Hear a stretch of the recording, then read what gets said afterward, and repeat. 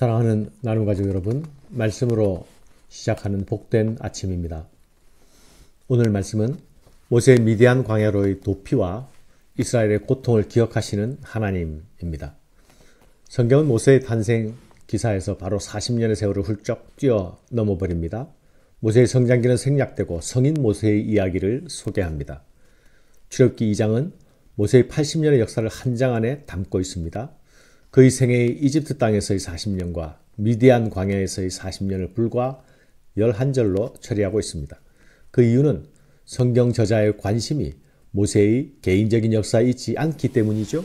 성경의 관심은 언제나 하나님의 구원 역사에 있습니다. 하나님께서 이스라엘 백성을 고난 가운데서 구원하시는 그 일입니다. 이것은 또한 하나님께서 조상들에게 약속하신 그 약속이 어떻게 이루어져 가는가를 보여주는 것이기도 합니다. 하나님의 구원은 항상 약속과 성실한 틀 안에서 이루어집니다. 그리고 하나님은 자기 백성과 언약적 관계 안에서 이 일을 행하십니다.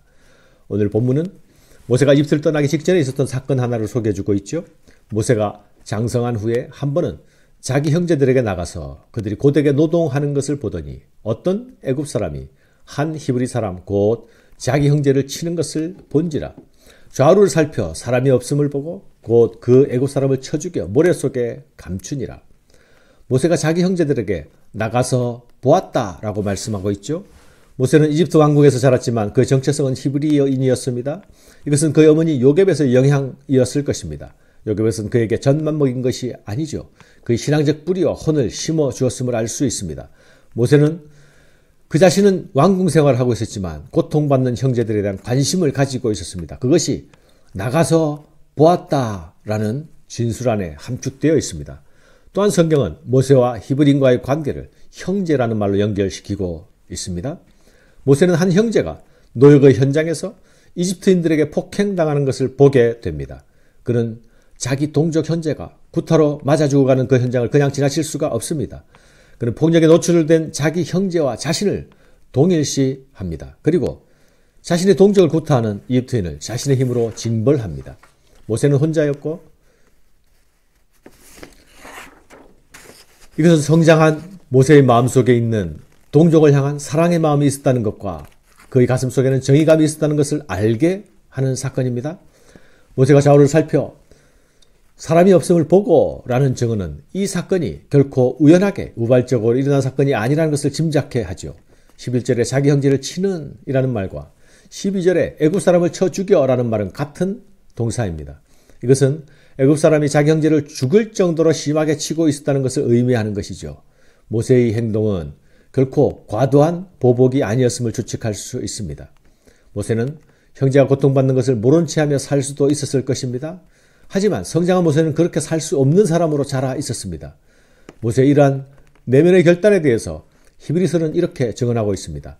믿음으로 모세는 장성하여 바로의 공주의 아들이라 칭함을 받기를 거절하고 도리어 하나님의 백성과 함께 고난받기를 잠시 죄악의 낙을 누리는 것보다 더 좋아하고 그리스도를 위해 받는 수모를 애굽의 모든 보화보다 더 큰 재물로 여겼으니 이는 상주심을 바라봄이라. 사랑하는 여러분, 모세는 형제들을 위해서 형제의 고난에 동참했습니다. 그러나 이스라엘 백성들은 모세를 지도자로 인정하지 않습니다. 다음날 모세는 다시 형제들의 노역의 현장으로 나아가죠. 그런데 이제 히브리인들끼리 싸우는 모습을 봅니다. 모세는 둘 중 잘못한 사람을 향해서 꾸짖습니다. 동포끼리 싸워서 되겠느냐고, 그래서는 안 된다고 말립니다. 그런데 돌아오는 반응이 놀랍습니다. 그가 이르되 누가 너를 우리를 다스리는 자와 재판관으로 삼았느냐? 내가 애굽 사람을 죽인 것처럼 나도 죽이려느냐? 모세가 두려워하여 이르되 일이 탈로 되었도다. 모세가 가진 히브리 민족을 향한 사랑과 그의 뜨거운 심장은 그를 더 이상 이집트에 머물지 못하게 만들었습니다. 그는 형제를 구하고 돕는 자로 나섰다가 이제 도망자 신세가 됩니다. 모세의 심장과 열심은 민족을 위해서 자신을 던질 수 있을 만큼 뜨거웠습니다. 그러나 아직 하나님의 때가 되지 않았다는 것을 모세는 알지 못합니다. 도망자 모세의 발길이 닿은 곳은 미디안 광야의 우물가입니다. 그는 이 우물가에서 또 다른 폭력의 현장을 만나죠. 거칠고 무법한 목자의 무리들을 만납니다. 그들이 힘없는 여인을 힘으로 몰아내고 새치기 하고 우물을 독점하는 현장을 모세가 목격합니다. 모세는 이들을 몰아냅니다. 모세는 혼자였고 거친 목자들은 다수였습니다. 그리고 모세는 여기서 나그네요 이방인이었습니다. 자신의 안전을 위해서라도 그냥 모른 채 할 수 있었을 것입니다. 그러나 여기서도 다시 나타나는 모세의 모습이 있죠. 그것이 무엇입니까? 약한 자, 고통받는 자를 구하는 자, 돕는 자의 모습입니다. 바로 구원자 캐릭터 아닙니까? 이것이 르우엘의 딸들의 증언을 통해서도 드러나고 있습니다. 그들이 이르되 한 애굽 사람이 우리를 목자들의 손에서 건져내고 우리를 위하여 물을 길어 양떼에게 먹였나이다. 모세를 처음 본 여인들이 모세에게 느낀 것은 그가 건져내는 자였다는 것입니다. 그러나 모세가 진정 구원자 역할을 감당하기까지는 이 땅에서 40년이란 세월의 숙성기간이 더 필요했습니다. 그는 그곳에서 결혼하고 아이를 낳고 장인의 양떼를 치는 삶을 삽니다. 그러나 그 삶이 자신의 삶이 아니라는 사실도 기억합니다. 그가 아들을 낳음에 모세가 그의 이름을 게르솜이라 하여 이르되 내가 타국에서 나그네가 되었음이라 하였더라. 모세가 미디안에서 생활하는 동안에 모세를 쫓던 파라오는 죽었습니다. 그러나 그동안 이스라엘 자손들의 형편은 나아지지 않았습니다. 오히려 고통은 더욱 가중되어 갔습니다. 힘에 겨운 고통에 더 이상 견딜 수 없게 되자 그들은 드디어 하나님께 부르짖기 시작합니다. 이스라엘 자손은 고된 노동으로 말미암아 탄식하여 부르짖으니 그 고된 노동으로 말미암아 부르짖는 소리가 하나님께 상달된지라.